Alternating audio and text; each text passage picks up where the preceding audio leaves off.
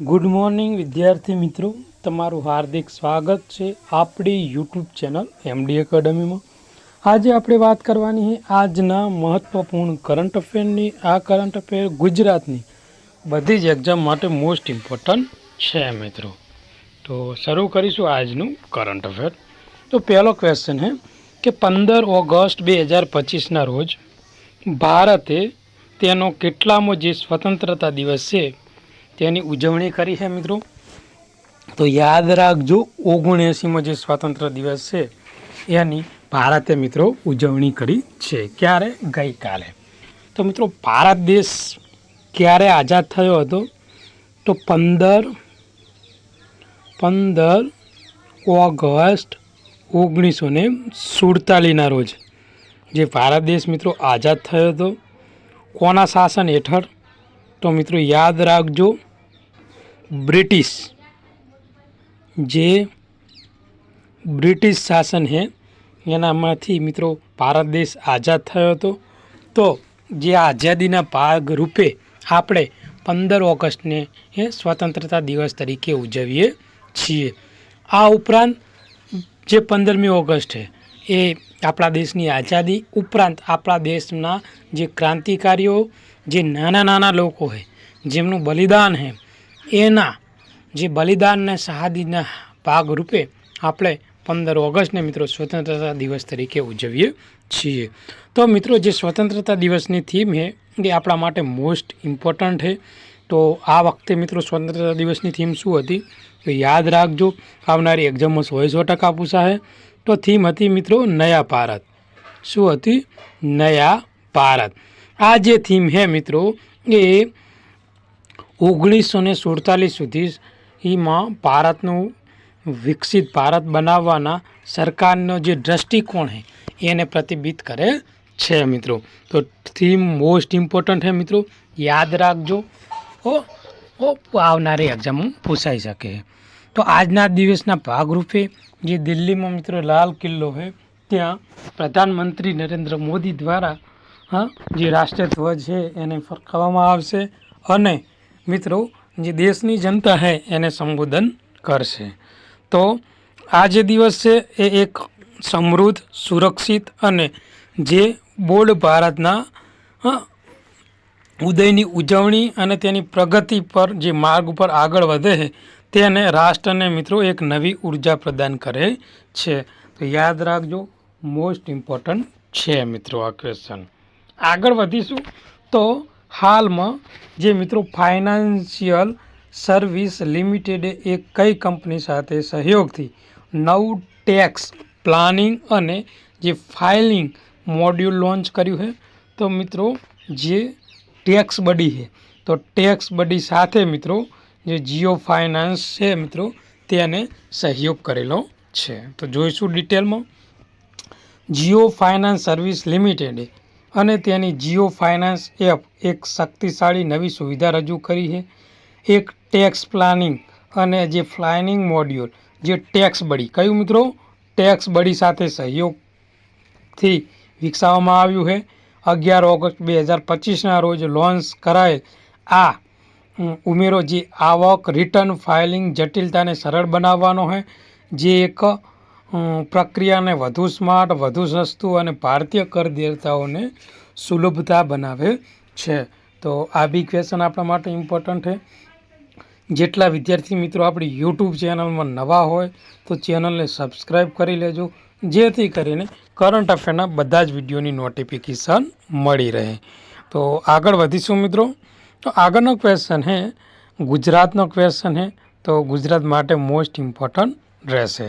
તો Gujarat international finance tech city એટલે કે ગિફ્ટ સિટીએ IFSC અને જે ફિનટેક ક્ષેત્રોમાં શિક્ષણ અને સંશોધનને પ્રોત્સાહન આપવા હેતુથી કઈ યુનિવર્સિટી સાથે મિત્રો MOU પર હસ્તાક્ષર કર્યા છે? તો GTU સાથે। તો GTUનું ફૂલ ફોર્મ શું છે? Gujarat technology university. ઓકે, તો જોઈશું આ ક્વેશ્ચન આપણે ડિટેલમાં। તો ભારતમાં શિક્ષણને વૈશ્વિક નાણાકીય જે વલણો સાથે સુસંગત બનાવવાના હેતુથી એક મહત્વપૂર્ણ વિકાસમાં Gujarat international finance tech city એટલે કે ગિફ્ટ સિટીએ ગુજરાત ટેકનોલોજી યુનિવર્સિટી સાથે MOU કરેલા છે. આ સહયોગ ઇન્ટરનેશનલ ફાઇનાન્શિયલ જે સર્વિસ સેન્ટર અને જે ફિનટેક ક્ષેત્રોમાં શિક્ષણ, સંશોધન અને જે નવીનતાને વધારવા માટે રચાયેલું છે. તે ભવિષ્ય માટે તૈયાર કાર્યબળ તૈયાર કરવામાં આવ્યું છે. ગુજરાતને વૈશ્વિક નાણાકીય પાવર હાઉસ તરીકે સ્થાન આપવાની જે સંયુક્ત પ્રતિબદ્ધતાને પ્રતિબિંબિત કરે છે. આગળનો ક્વેશ્ચન છે કે હાલમાં state health regulatory excellence index કઈ સંસ્થા દ્વારા શરૂ કરવામાં આવ્યો હતો? તો જવાબ આવશે મિત્રો central drug standard control organisation દ્વારા આ મિત્રો જે ઇન્ડેક્સ છે ને એ લોન્ચ કરવામાં આવ્યો છે. હાલમાં ઔદ્યોગિક વિકાસ અને જે MSME વિકાસને પ્રોત્સાહન આપવા માટે કઈ રાજ્ય સરકારે નવી નીતિ શરૂ કરી છે? તો જે ઉત્તર પ્રદેશ છે મિત્રો તેના દ્વારા પોતાના રાજ્યમાં જે ઔદ્યોગિક વિકાસ અને જે MSME ક્ષેત્ર છે એના વિકાસને પ્રોત્સાહન આપવા માટે નવી નીતિ જાહેર કરેલી છે, જેનો આપણે ડિટેલમાં અભ્યાસ કરીશું. તો હાલમાં ઉત્તર પ્રદેશ ઔદ્યોગિક વિકાસ અને MSME એટલે કે સૂક્ષ્મ, લઘુ અને મધ્યમ ઉદ્યોગોને પ્રોત્સાહન આપવા માટે MSME ઔદ્યોગિક એસ્ટેટ મેનેજમેન્ટ પોલિસી 2025 રજૂ કરેલી છે. તો કઈ પોલિસી છે મિત્રો? MSME ઔદ્યોગિક એસ્ટેટ મેનેજમેન્ટ પોલિસી રજૂ કરેલી છે. હવે આ જે પોલિસી છે એનો ઉદ્દેશ શું છે? તો કે રાજ્યમાં ઔદ્યોગિક એસ્ટેટનું વ્યવસ્થાપનમાં સુધારો કરવાનો, તેના આવક પેદા કરતા સંસાધનોને પુનર્વર્તિત કરવાનો છે મિત્રો. આગળનો ક્વેશ્ચન છે કે તાજેતરમાં નવી દિલ્હીમાં આયોજિત ત્રીજા ભારત સિંગાપોર જે મંત્રીમંડળ રાઉન્ડ ટેબલમાં ભારતીય પ્રતિનિધિ મંડળનું નેતૃત્વ કોણે કર્યું હતું? તો નિર્મલા સીતારમણ દ્વારા નેતૃત્વ કરવામાં આવ્યું હતું. અને કેટલા કેન્દ્રીય લેવલના મંત્રીઓ હાજર રહ્યા હતા? તો જોઈશું આ ક્વેશ્ચન ડિટેલમાં. તો પહેલાં તો આયોજન ક્યાં થયું હતું? તો યાદ રાખજો નવી દિલ્હીમાં આયોજન થયું હતું. અને ત્રીજા ભારતીય સિંગાપોર મંત્રીમંડળ રાઉન્ડ ટેબલ. તો કયા નંબરનું? ત્રીજા નંબરનું. ઓકે. અને કયા દેશ વચ્ચે? ભારત અને સિંગાપોર. તો આ મંત્રીમંડળનું નેતૃત્વ નિર્મલા સીતારમણ દ્વારા મિત્રો કરવામાં આવેલું હતું. જે વિદેશ આ ઉપરાંત જે આપણા વિદેશ મંત્રી છે ડૉક્ટર S જયશંકર, વાણિજ્ય અને ઉદ્યોગ મંત્રી છે Piyush Goyal, electrics and information technology, railway અને જે માહિતી પ્રસારણ મંત્રી છે અશ્વિની વૈષ્ણવ, તેઓ પણ હાજર રહેલા હતા. અને સિંગાપોર પ્રતિનિધિના જે ઉપવડા છે જે વેપાર તથા ઉદ્યોગ મંત્રી છે ગન કિમ યોંગ પણ મિત્રો તેમને આ આગેવાની હેઠળ હતું મિત્રો. અને આ જે બેઠક છે એ બંને દેશો વચ્ચે સંબંધોને મજબૂત કરવા માટે અનેક ક્ષેત્રોમાં સહયોગ વધારવા ઉપર ચર્ચા કરવામાં આવી હતી મિત્રો. તાજેતરમાં કયા કેન્દ્રીય મંત્રીએ ભારત સ્ટીલનો લોગો, બ્રોશર અને વેબસાઇટ લોન્ચ કરી છે? તો HD કુમારસ્વામી દ્વારા આ મિત્રો લોન્ચ કરવામાં આવેલ છે. તો કેન્દ્રીય સ્ટીલ અને જે ભારે ઉદ્યોગ મંત્રી શ્રી HD કુમારસ્વામીએ નવી દિલ્હીમાં જે વિજ્ઞાન ભવન ખાતે ભારત સ્ટીલનો જે લોગો, બ્રોશર અને વેબસાઇટનું સત્તાવાર રીતે મિત્રો અનાવરણ કર્યું છે. આ જે મહત્વપૂર્ણ લોન્ચ છે જેમાં સચિવ શ્રી સંદીપ પાઉન્ડ્રિક અને સ્ટીલ મંત્રાલયના વરિષ્ઠ અધિકારીઓ હાજર હતા. જે ગૌણ સ્ટીલ ક્ષેત્રો પર કેન્દ્રિત એક વર્કશોપ સાથે યોજવામાં આવ્યો હતો, જે ભારતની સમગ્ર સ્ટીલ મૂલ્યાંકન શૃંખલાને સર્વાંગી વિકાસ, નવીનતા અને ટકાઉપણું પ્રત્યે ભારત સરકારના સમર્પણને સંકેત આપે છે મિત્રો. આગળનો ક્વેશ્ચન છે કે તાજેતરમાં ICICI બેંકે શહેરી વિસ્તારમાં નવા બચત ખાતા ધારકો માટે નવી લઘુત્તમ સરેરાશ બેલેન્સ કેટલી રકમ નક્કી કરવામાં આવેલી છે? તો 15,000 રૂપિયા મિત્રો નક્કી કરવામાં આવેલા છે. ઓછામાં ઓછું તમારે 15,000 રૂપિયા બેલેન્સ ખાતામાં રાખવું જરૂરી છે.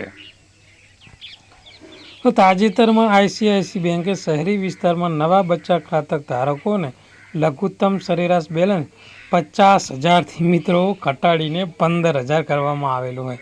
હવે આમાં આપણે તો ખાતું ખોલાવી ના શકીએ, કારણ કે મિત્રો આટલા પૈસા આપણા ખાતામાં હોતા જ નહીં. મધ્યમ વર્ગ માટે આ બેંક નથી, અમીરો માટે. આ ફેરફાર 1 ઓગસ્ટ 2025થી મિત્રો અમલ આવવાનો છે, જે ગ્રાહકના પ્રતિભાવના આધારે નિર્ણય લેવામાં લીધેલો છે મિત્રો. તાજેતરમાં ભારતે ALMM હેઠળ ગીગાવોટ સોલાર ફોટોવોલ્ટિક મોડ્યુલ ઉત્પાદન ક્ષમતામાં સત્તાવાર રીતે કેટલી પ્રાપ્તિ કરી છે? તો મિત્રો યાદ રાખજો, 100 ગીગાવોટ. કેટલા? 100 ગીગાવોટ.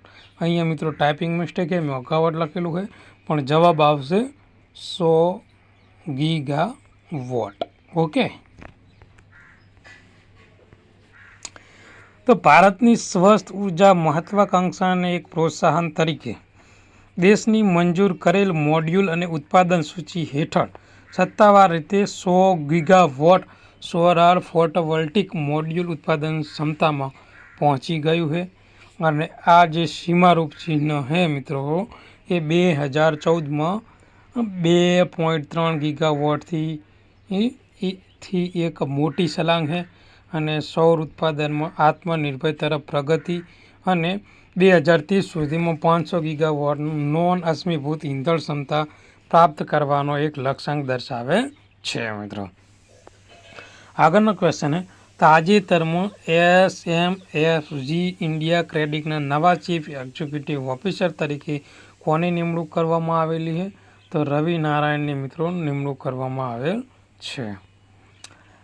ભારતીય હોકી ટીમના કયા ભૂતપૂર્વ જે કહેવાય ને કે મિડફિલ્ડર અને 1972માં યુનિક ઓલિમ્પિકમાં બ્રોન્ઝ મેડલ વિજેતા એવા સ્પોર્ટ મેડિસિન નિષ્ણાતનું અવસાન થયું છે, જેનું નામ છે મિત્રો વેસ પેસ. તો યાદ રાખજો મિત્રો, મોસ્ટ ઇમ્પોર્ટન્ટ ક્વેશ્ચન છે.